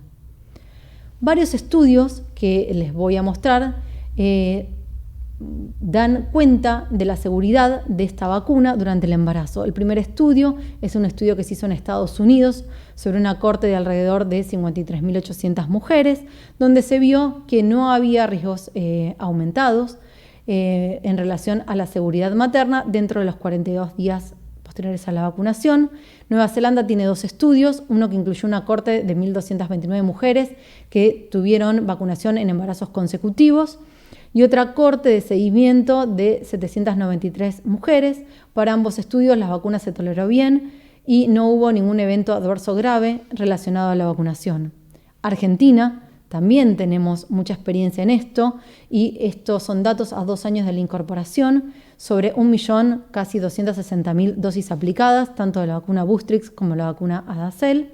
Se ha mostrado que ambas vacunas tienen un perfil de seguridad adecuado, no reportándose eventos adversos serios o fatales, y otro estudio es el de Tailandia. Por último, les voy a mostrar datos nuestros que son eventos supuestamente atribuibles a la vacunación, son ESAVI, de la vacuna triple bacteriana celular en embarazadas, desde el año 2012 que se incorporó la vacuna hasta el año 2018. Tenemos un total de dosis aplicadas en estos 6 años de aproximadamente 3.300.000 dosis. Fueron notificados 49 eventos adversos en embarazadas, de los cuales 15 estaban relacionados a la vacuna DTPA. De estos eventos adversos, la mayoría eran errores programáticos, en un 63%. Y dentro de estos errores programáticos, en realidad los 2 más frecuentes fueron o que la vacuna se haya aplicado antes de las 20 semanas de gestación o que se haya revacunado a la mujer durante el mismo embarazo. No se reportaron casos fatales y hubo un solo reporte de un evento adverso grave, que fue un síndrome de Guillain-Barré en una mujer embarazada que había recibido concomitantemente la vacuna antigripal y la vacuna triple bacteriana acelular y se restituyó, se recuperó sin secuelas. Entonces, como conclusión, en nuestro país la aplicación de la vacuna durante el embarazo evidenció un perfil de seguridad satisfactorio luego de la implementación como estrategia nacional. Estos datos ponderan la importancia de fomentar la vacunación oportuna en esta etapa priorizada de la vida mediante una herramienta segura que es la vacunación, que va a beneficiar tanto a la madre como al recién nacido, reduciendo la morbi y mortalidad por esta patología. Entonces, a esta pregunta o a esta afirmación, si las vacunas son seguras en embarazadas, decimos que sí, que esto es una realidad, que existen muchos estudios que valoran el perfil de seguridad de estas vacunas, que fueron aceptables durante el embarazo, que tienen buena tolerabilidad y que nosotros como médicos jugamos un rol fundamental en la concientización materna para esta estrategia de vacunación. Entonces, mensajes para recordar: tosferina sigue siendo una enfermedad prevalente que afecta a la población susceptible a lo largo de la vida, con un alto impacto sobre todo en los grupos vulnerables. Que la inmunidad, ya sea por una infección natural o la adquirida por vacunación, disminuye con el tiempo, requiriendo de intervenciones adicionales, refuerzos para mantener la protección a lo largo de la vida. Que diferentes organismos nacionales e internacionales reconocen la vacunación materna como una estrategia efectiva para disminuir la mortalidad en los lactantes, que la inmunización en las mujeres embarazadas mostró ser bien tolerada, segura y altamente efectiva, como ya dijimos, para reducir la enfermedad en niños pequeños, que la implementación de la vacuna en adultos sanos y en pacientes con ciertas comorbilidades o enfermedades subyacentes sigue siendo hoy un desafío y que debemos trabajar para aumentar la concientización de esta enfermedad, sobre todo en este grupo etario de los adultos y adultos mayores.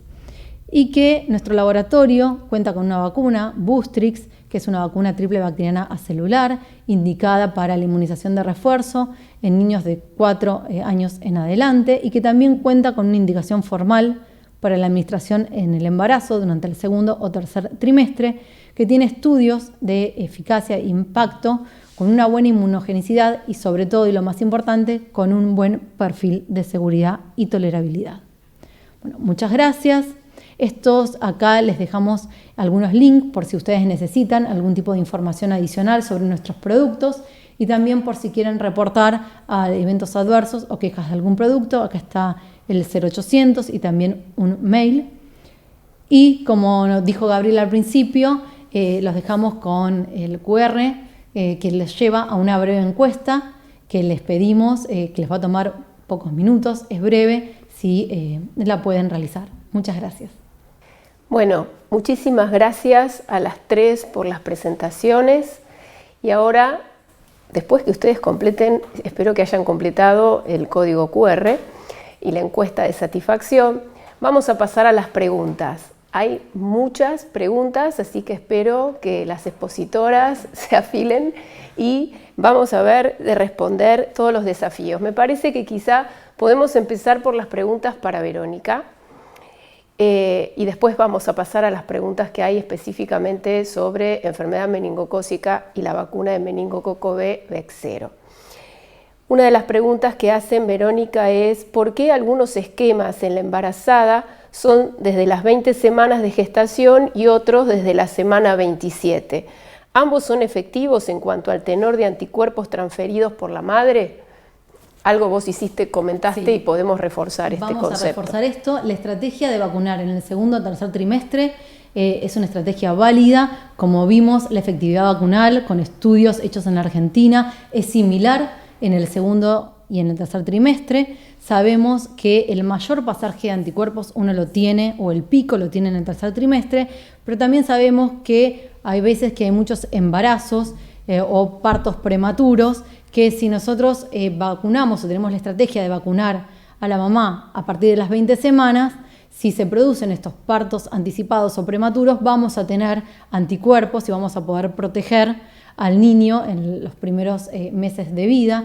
Por lo tanto, muchos países optan por esta estrategia. Pero ambas estrategias son válidas y ambas estrategias mostraron ser efectivas. Teniendo en cuenta los datos de pertusis en adulto, si tiene sentido agregar una dosis de triple bacteriana acelular en reemplazo de una de las dosis de doble adulto a los 40 años. Bueno, con respecto a esa consulta, ya varios organismos internacionales como el CDC y varias sociedades científicas ¿sí? recomiendan incorporar una dosis o reemplazar una dosis de doble adultos que se da cada 10 años por una dosis de triple bacteriana acelular con el objetivo de aumentar la concentración de anticuerpos, sobre todo contra tosferina en los adultos, porque sabemos que no duran durante toda la vida. Entonces, esa sería una estrategia que se recomienda en algunos países y que uno a nivel individual en Argentina podría recomendar para que los adultos tengan anticuerpos contra tosferina, sabiendo que en nuestro país sí el calendario contempla la vacuna doble adultos que tiene solo difteria y tétanos cada 10 años. Muy bien, seguimos, Verónica. ¿Es aconsejable que el conviviente de una embarazada se vacune con la vacuna triple bacteriana también para pertusis los primeros meses del bebé?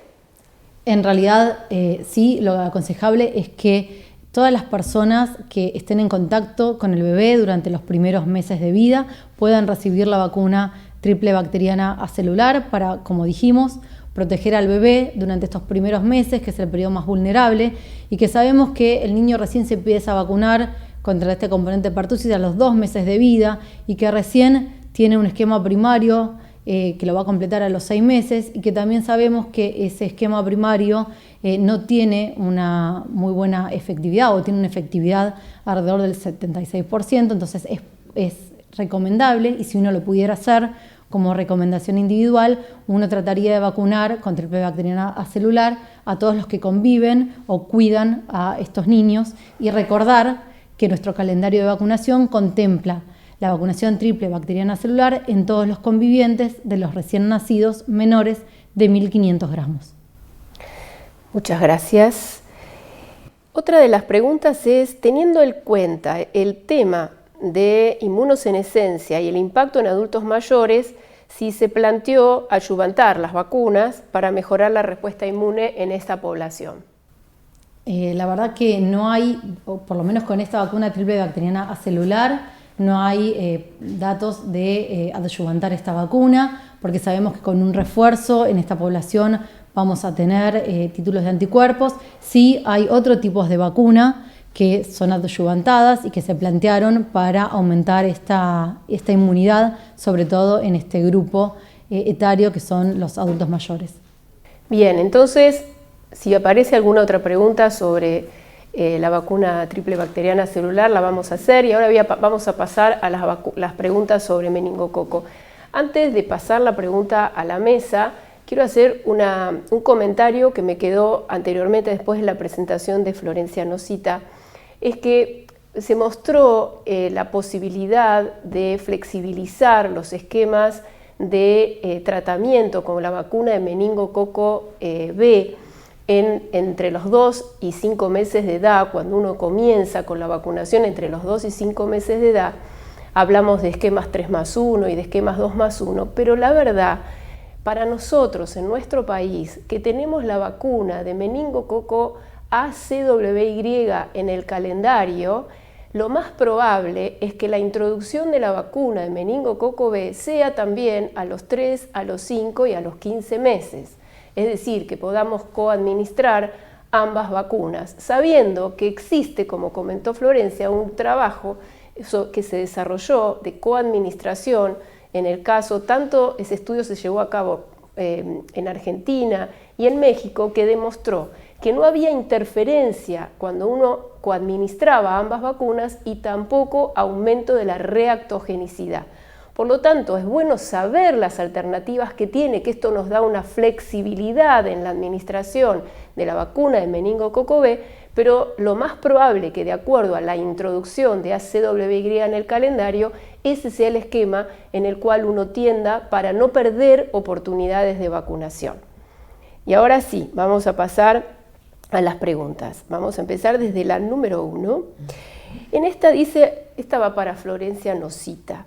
Dice, quería saber, en el caso de mi hijo de 16 años, él recibió vacuna meningocócica BC, vacuna de meningococo C y también vacuna ACWY, Menactra, y vacuna Neisvac C.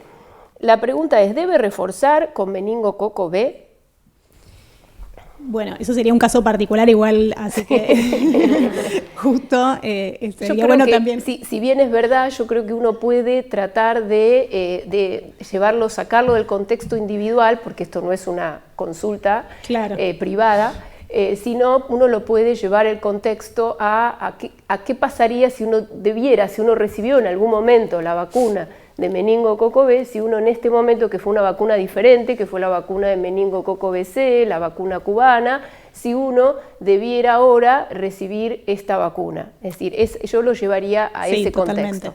Sí, es justamente por esto que decías, bueno, de que obviamente la indicación siempre va a ser del médico, pero bueno, teniendo en cuenta todo esto que comentaba, a ver, como decía Gabriela recién, recibió otra vacuna, ¿sí? Entonces, también, no sé si dijo la edad que la había recibido, entiendo que ha sido o de lactante o de niño.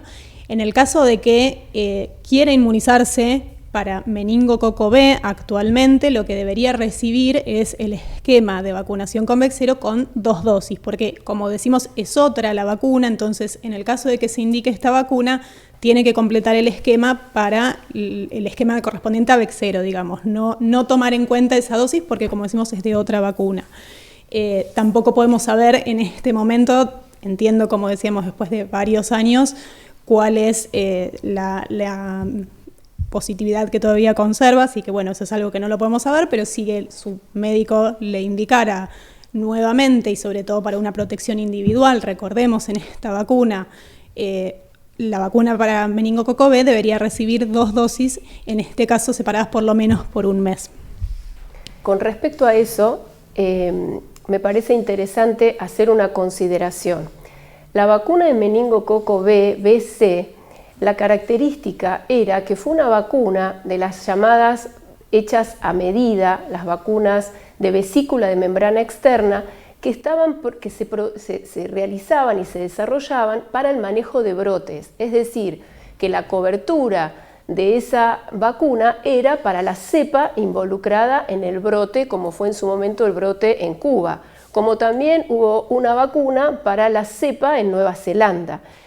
El desafío que tuvo esta vacuna de meningococo B de 4 componentes fue tratar de cubrir mayor número de serotipos y serosubtipos de meningococo B. Por eso es esta nueva tecnología de vacunología reversa, justamente permitió a través de estos 4 componentes que tiene, uno que es el mismo que se utilizó en la OMB de la vacuna de Nueva Zelanda, más 3 componentes de vacunología reversa, dar la posibilidad de cubrir otros serotipos y serosubtipos de cepas de meningococo B. Por eso es una vacuna diferente y esto es importante para tener en cuenta, para completar lo que decía Florencia. Ahora vamos a hacer otra pregunta. Esta va para Florencia K. Dice, en huéspedes inmunocomprometidos que son vacunados con Bexsero con el esquema primario y que mantienen su condición de inmunocompromiso a lo largo del tiempo, ¿hay que revacunar en algún momento? Bueno, es una pregunta muy interesante. Yo creo que esto va a depender mucho de la situación epidemiológica, digamos, el predominio de los serogrupos en cada momento y, como decíamos antes, si se mantiene la condición de inmunosupresión o si es algo, digamos, pasajero. Pero creo que otra vez es una indicación individual, no es que para toda la población que está contemplada dentro de los grupos de riesgo esté indicado una dosis adicional o un refuerzo, pero hay que evaluar en cada caso y sobre todo teniendo muy en cuenta la situación epidemiológica. No sé si Flor quiere agregar algo. Sí, pero tal cual, y bueno, y reforzar, como decías, que si vamos a los lineamientos en este momento de los huéspedes especiales y la incorporación, en este momento no habla, como decías, de refuerzo, por eso justamente la indicación en todo caso sería individual.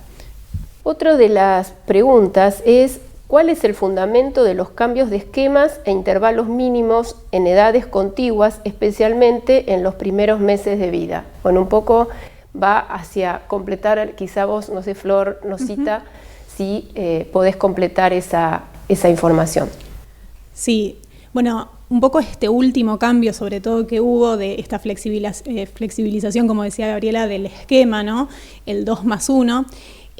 A ver, los primeros estudios que se hicieron con Bexsero, en estudios de 2+1, si bien los primeros estudios eran todos de 3+1, luego se hicieron estudios del 2+1, pero en este caso se habían hecho los estudios a partir de los 3 meses. Es por eso que la primera indicación de este esquema un poco más flexible era a partir de los 3 meses, como teníamos hasta el año pasado, y debía comenzar ahí, específicamente por los estudios que se habían realizado. Teniendo en cuenta, como vimos justamente en la presentación, toda la experiencia de mundo real, una de las cosas que se tuvo en cuenta fue la incorporación en el Reino Unido de la vacuna con un esquema 2+1 desde los 2 meses de edad. Ellos, cuando lo incorporaron, también este esquema era off-label porque ellos lo tenían aprobado en ese momento aún, el esquema también a partir de los 2 meses de 3+1. Ellos incorporan de todas maneras este esquema más flexible, con menos dosis a partir de los 2 meses, y lo que nos demuestra estos estudios que se hicieron en vida real es la seguridad y, como vimos, también el impacto, ¿sí?, de la vacuna.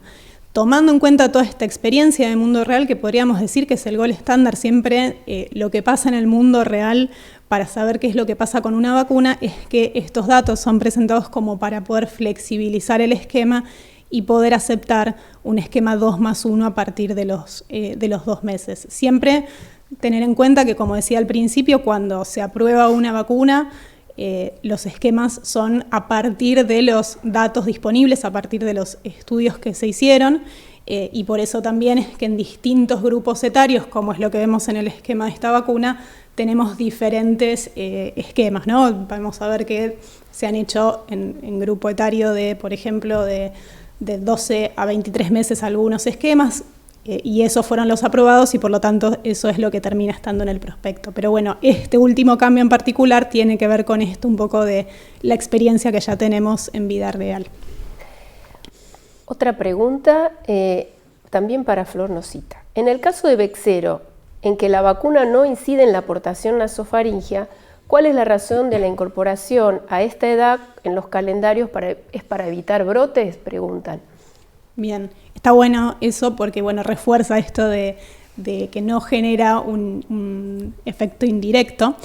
En realidad, en los calendarios en los cuales se incorporó en adolescentes, el efecto que se buscaba era un efecto directo en ese grupo. Si bien en nuestro país en particular no tenemos un segundo pico de incidencia en los adolescentes, el pico es específicamente en los lactantes, hay otros países que sí tienen este segundo pico de incidencia en el adolescente. En Estados Unidos en particular se vio, como veíamos incluso también con los brotes, y esto tiene que ver, también pasó en Europa, en algunos lugares donde hay muchas veces campus universitarios. Esto culturalmente nosotros no lo tenemos quizás, pero sí en otros lugares del mundo los adolescentes y adultos jóvenes, que son los que más están como en contacto en estos campus, son los que pueden tener esta enfermedad en este segundo momento de la vida, y por eso en ellos es donde se indica. Por otro lado, también en Estados Unidos, que es donde vimos que también era una recomendación en los adolescentes, la vacuna está, como les decía, aprobada a partir de los 10 años. O sea, en Estados Unidos la FDA no lo aprobó en los lactantes, o sea, la aprobación se hizo a partir de los 10 años. Ellos, el target que tienen es de adolescentes, por eso con esa aprobación de 10 a 25 años es a lo que quieren apuntar, específicamente a este segundo pico. ¿Puedo agregar una cosita? Sí. Que también esto tiene que ver con, como yo mostraba en la diapositiva, con el mapa y los diferentes serogrupos que predominan en cada lugar, también la situación epidemiológica de cada lugar, y esto de los dos picos, que en Argentina, digamos, el objetivo de la vacunación a los 11 años tiene que ver con el efecto indirecto y la reducción de la aportación nasofaringea, pero realmente en otros países sí se ve el pico en adolescentes, y ahí es donde, digamos, por eso es tan importante el tema de la vigilancia epidemiológica, porque es muy variable, no solamente por los serogrupos, sino por los grupos etarios afectados por esta enfermedad, ¿no? Bueno, ahora quedan 2 preguntas. Estamos sobre la hora, pero vamos a tratar de responderlas. Y se la dejo para que ustedes la respondan, quizás también Flor Nosita y Flor Can, si querés agregar también algo. Quisiera saber si hay datos en la vida real en Argentina o de la región, si se ha podido medir algún tipo de impacto de la inclusión en calendario. Entiendo que esto se está refiriendo a MENA-CWY. Florencia, quizás podés decir vos que lo que está sucediendo ahora, que se está haciendo, hay un estudio que sí. Sí, esto está siendo llevado a cabo. Todavía igual no lo tenemos publicado, pero sí hay estudios que se están haciendo para medir el impacto de la vacunación en los lactantes con ACWY. No sé si, Flor, querés comentar algo más. No, simplemente esto, ¿no? La importancia de este estudio que se está haciendo y los datos que va a dar a nivel local, que bueno, creo que no me quiero adelantar porque tampoco no conozco el estudio en detalle, pero creo que siempre es bueno tener datos propios, y así como hay datos de coadministración propios, esto va a dar mucho mucho material y mucha información. Así que en ese sentido, bueno, creo que cuando estén los resultados va a ser muy bueno. Sí, se está haciendo un estudio en el país, en 6 centros centinelas. Está la doctora Gentile encabezando el estudio, así que esperamos que ella haga oportunamente, muestre los resultados. Más allá de la pandemia, que sabemos que, digamos, no solo la enfermedad meningocócica, sino también la enfermedad por neumococo y por Haemophilus influenzae, es decir, todas aquellas transmitidas por vía respiratoria han disminuido durante el año 2020 y ha tenido esto un impacto en la reducción del número de casos de la enfermedad. La otra pregunta es, creo que ayer la hicieron esta, intercambiabilidad de vacunas de MENA-CWY. Se las dejo a la mesa. Si se pueden intercambiar las vacunas. Bueno, yo respondí ayer y hoy voy a responder lo mismo, ¿no? O sea, no cambié de opinión de un día para el otro. La vacuna que está incluida por calendario es la vacuna ACWY, la vacuna Menveo, y cuando se inicia con una vacuna hay que continuarlo con la misma vacuna. Recordemos además que la vacuna tetravalente conjugada Menactran no se puede utilizar antes de los 9 meses, entonces lo que hay que hacer es completar el esquema con la misma vacuna que se inició. Flor, Nosita, ¿querés completar algo más? No, esto mismo que ella decía, más que nada saber siempre que esto de completar el esquema con la vacuna que se comenzó, básicamente porque son distintas vacunas, en este caso no son tan parecidas como muchas veces en otros casos sí. Además, como decíamos, bueno, en el caso de Menactran está aprobada en otra edad, así que por eso es que la recomendación es siempre terminar el esquema con el que se comenzó. Sí, y yo agregaría nada más que salvo situaciones, digamos, específicas o algunas situaciones muy puntuales, en los cuales si uno no tiene la disponibilidad, si bien es verdad que está recomendado siempre completar el esquema con la misma vacuna, pero si en alguna situación no existe, uno debe completar los esquemas, podrá llegar a utilizar alguna otra de las vacunas, ¿sí? Teniendo en cuenta las aprobaciones y los grupos etarios en los cuales uno debe administrarla. También hablan de intercambiabilidad de vacuna de meningococo B. Flor, Nosita, no sé qué opinás. Bueno, en este caso, en nuestro país, la única vacuna que tenemos aprobada para el meningococo B es Bexsero. Sí hay otra vacuna que no está aprobada en nuestro país, o sea, en otros países, pero en nuestro país la única vacuna aprobada es Bexsero para meningococo B. Así que es la única opción disponible que tenemos. Yo agregaría una sola cosita, es la única vacuna para meningococo B para lactantes, porque existe otra vacuna para meningococo B que está aprobada en el país pero que no está disponible. Esa es quizá la diferencia, y que no es para lactantes sino es para adolescentes, ¿sí? Bien, y creo que ya estamos quedando, la última que nos queda es sobre datos de la vacuna meningocócica en embarazadas, si hay transferencia de anticuerpos en lactantes. En el caso de embarazadas, a ver, no hay datos que tengamos específicamente, o sea, no hay estudios que se hayan hecho específicamente en este grupo, en embarazadas.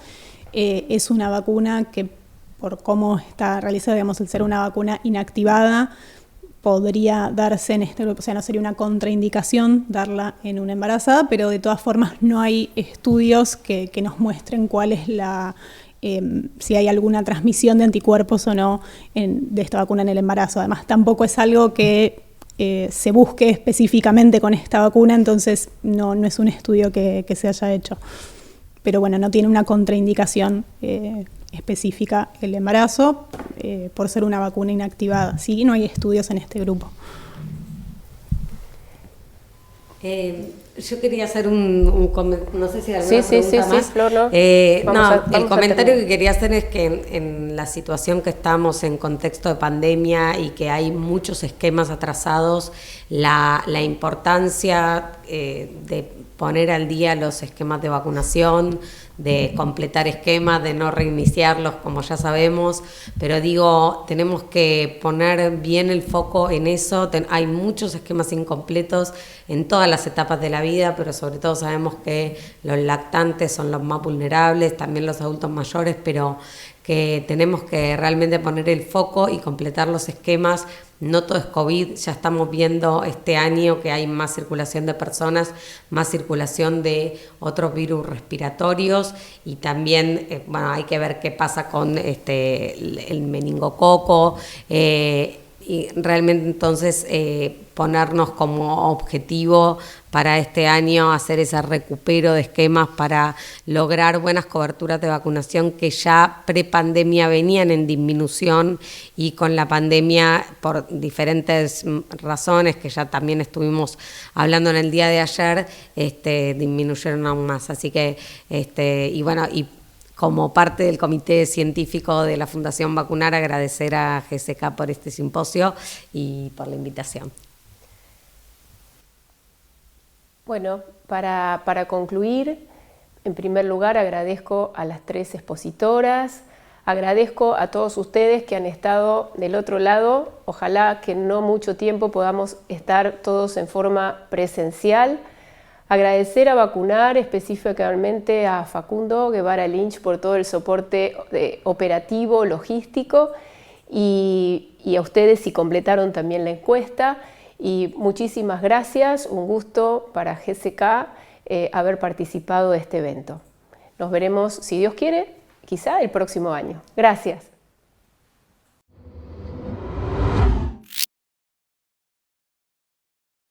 La pandemia demostró que las enfermedades no respetan fronteras. Todos somos vulnerables. Es importante que ante la situación de aislamiento no se descuide la vacunación. Si dejamos de protegernos, aumenta el riesgo de que aparezcan otras enfermedades para las cuales ya contamos con vacunas. Asegúrate que vos y tu familia tengan las vacunas al día. Consulta con tu médico. La vacunación es esencial. Las vacunas protegen.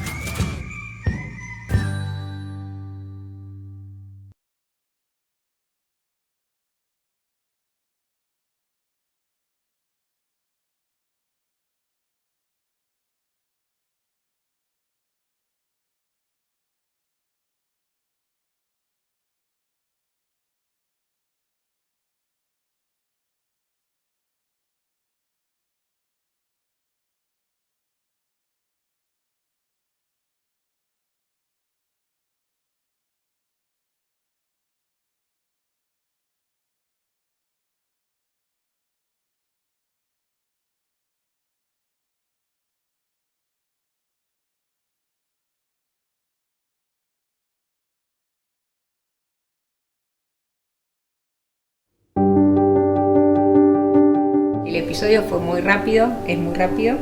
Cómo se desarrolla la meningococcemia, ¿no? Con esta fiebre altísima que tuvo de noche, petequias. Se la medicaba y la fiebre seguía sostenida y no bajaba.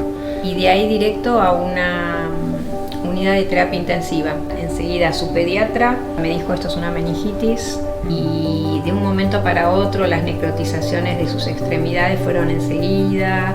Así que bueno, en cuanto la pudimos trasladar a un centro de mayor complejidad, ahí hicieron las amputaciones de sus miembros ya necrotizados. La meningococcemia, a ver, yo te hablo como mamá, no como médica, pero bueno, es así, se desata y no te da tiempo a nada. Yo me maquillo como para empoderarme y bueno, es como para empoderar a la otra persona maquillándose o enseñándose a maquillar.